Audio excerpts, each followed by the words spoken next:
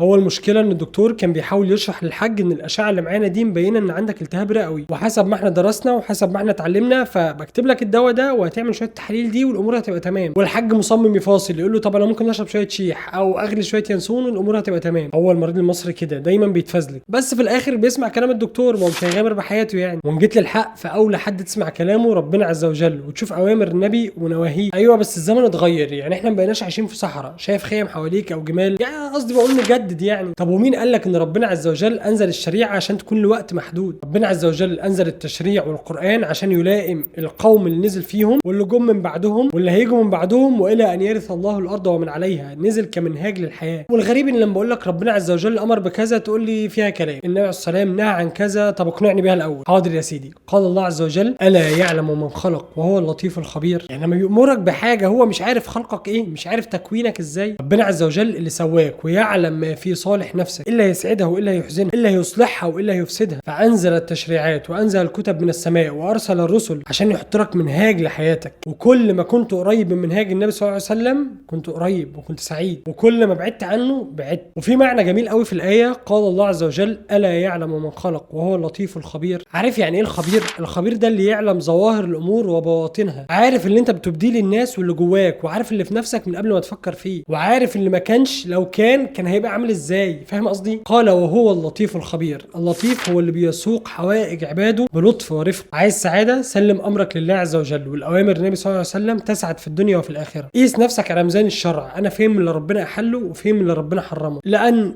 الا يعلم من خلق وهو اللطيف الخبير.